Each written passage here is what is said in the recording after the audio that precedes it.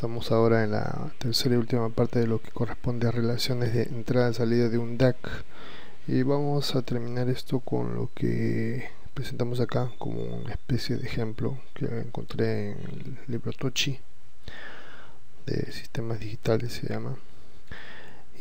Pero vamos a hacer una pequeña aclaración en cuanto a los DAC, algo que es bastante interesante comprender. Para esto vamos a usar una recta numérica. Fíjense, vamos a colocar un par de números, 0, un 1 y un 2, ¿correcto? Y vamos a suponer que son los únicos números que puedo colocar, que en medio de ellos no va a ir nada, no puedo colocar números en medio. Y si me preguntaran qué tipo de números estoy colocando, si son analógicos o digitales, pues la respuesta sería, ¿qué dicen ustedes? Sería digital, ¿correcto? Pero esto no tiene forma de bits, ¿no? Ni de unos y ceros, pero eso no importa. Los unos y ceros solamente es una forma de representación, ¿sí? Es dependiendo del sistema numérico. En todo caso, acá sería digital porque los números van a saltos y además es un número finito, ¿sí? Es un número que se puede contar. Es entonces un número de tipo digital. Ese es el concepto. Ahora, en el caso de que yo pusiera para los números análogos, ¿sí?, consideraría entonces valores que pueden estar acá en medio, y que por más cercanos que estén, siempre va a poder ir uno más en medio, ¿correcto? Por más pegados que estén, siempre puede ir uno en medio. Quiere decir que acá de 0 a 1 hay una infinidad de valores, ¿sí? Infinitos valores se pueden colocar aquí. Es decir, es diferente al digital, que es finito. En este caso es infinito. Y lógicamente los valores no van a saltos, ¿sí? Pueden estar en cualquier momento, se pueden colocar en cualquier lado. Eso es un valor análogo.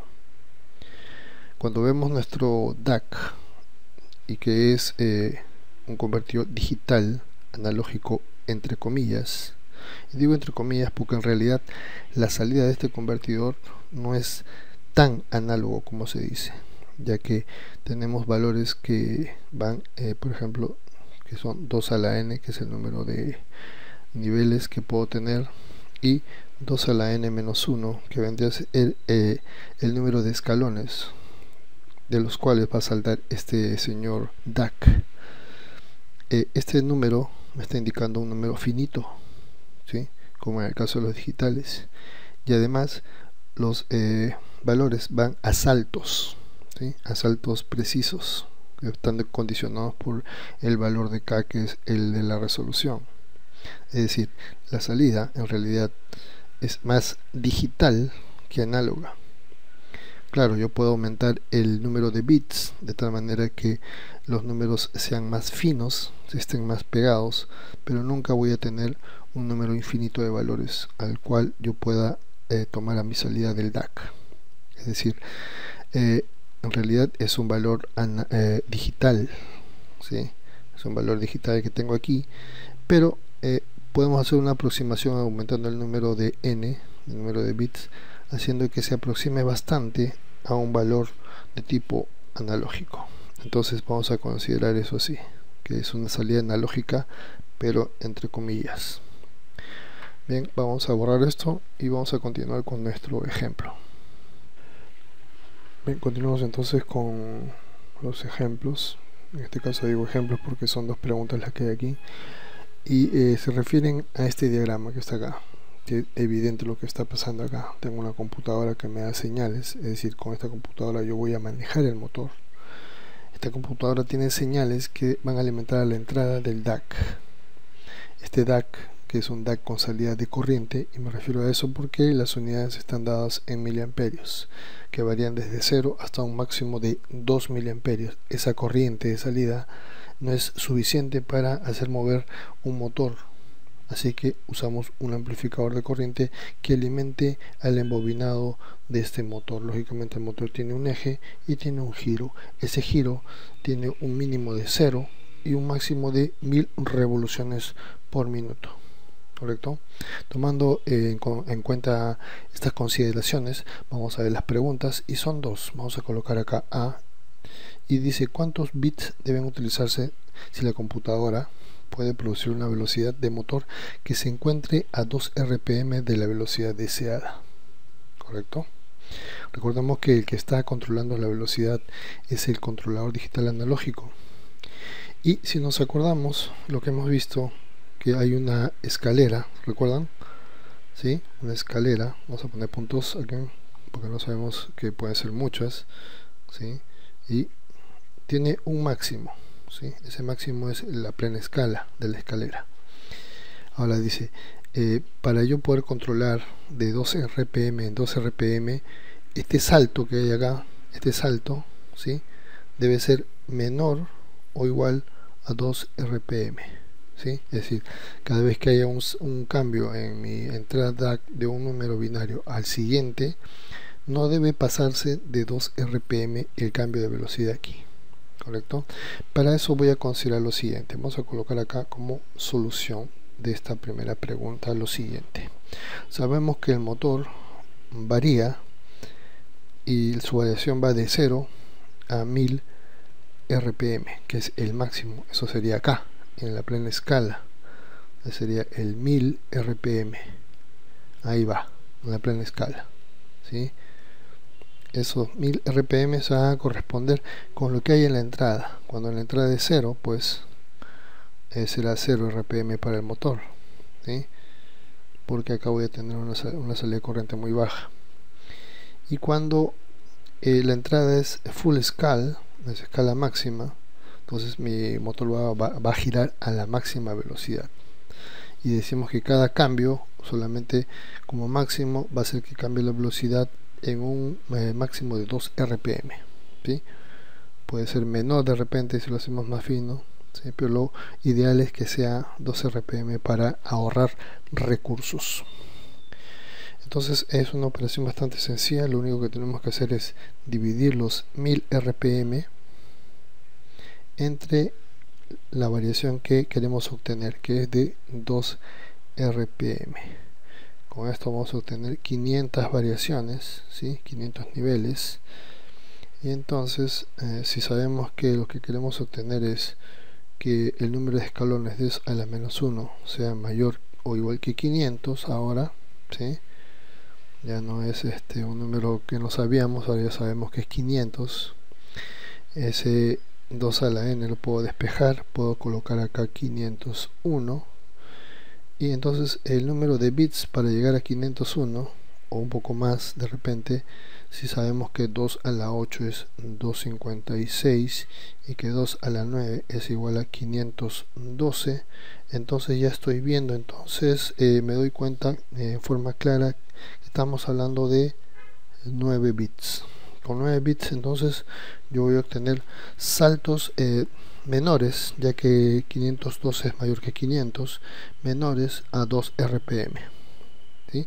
Esto sería entonces la respuesta para la primera parte. Vamos entonces con la segunda parte, ¿sí? Vamos a borrar esto primero y vamos con la segunda pregunta, y con esta pregunta vamos a aclarar más todo el paquete que está acá. Y dice así: si utilizáramos 9 bits, que era la respuesta anterior, ¿sí? ¿Qué tan cerca de 326 RPM puede ajustarse la velocidad del motor? Y estábamos viendo, ¿sí?, en nuestra solución anterior también, que cuando teníamos 2 a la 9 obteníamos 512 valores, ¿correcto? Entonces cuando estamos hablando de escalones, que es 2 a la n menos 1, estamos hablando de 2 a la 9 menos 1, que vienen a ser 512 menos 1, que me dan 511 escalones, ¿correcto? Entonces tengo mi escalera. Recordemos la escalera siempre, es un concepto que nos ayuda bastante para esto. Y en el máximo, ¿sí?, si yo cuento desde 0, comienzo a contar cada escalón, cada subida con un número, acá tendría, ojo, con un número de escalones, no con un número analógico, no es un valor analógico el que estoy colocando. Estoy diciendo que hay un número total de 511 escalones, ¿correcto? Lógicamente el máximo va a corresponder a los 10.000 RPM. Y entonces, disculpen, cuando tengo los 511 escalones, yo tengo que la velocidad del motor, ¿sí?, varía de la siguiente manera. Voy a tener, por ejemplo, los 1000 RPM, que son las 1000 revoluciones por minuto, y vamos a dividirlo, ese 1000, que es el máximo que tengo acá, 1000 RPM, entre el número de escalones, ¿sí? El número de escalones o saltos son 511. Vamos a colocar acá saltos, y entonces voy a obtener 1.957, y vamos a colocar las unidades. Fíjese, arriba va RPM y abajo va saltos.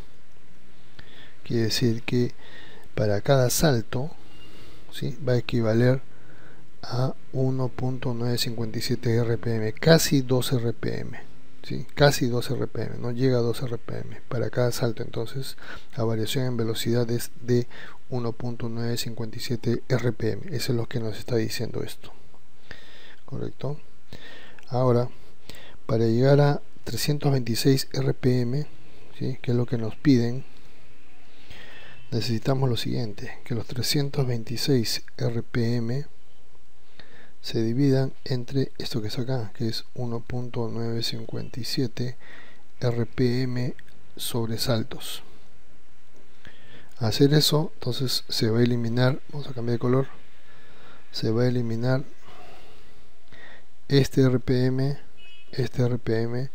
y acá me va a quedar un valor de 166, disculpen, 166.58 aproximadamente, y arriba ya no va RPM, se fue. Este salto que está abajo pasa para arriba.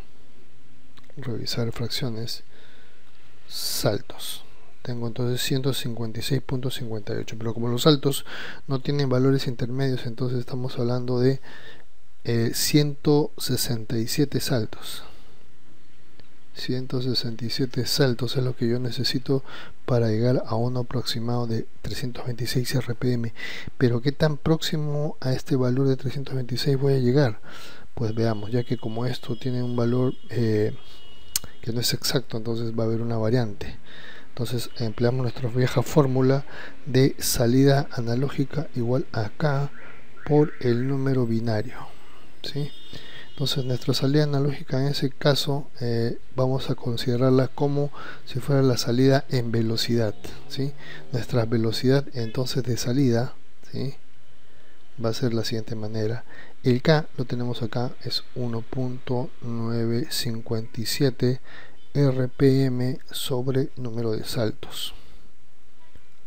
Ahí está. Y eso lo multiplico por el número binario.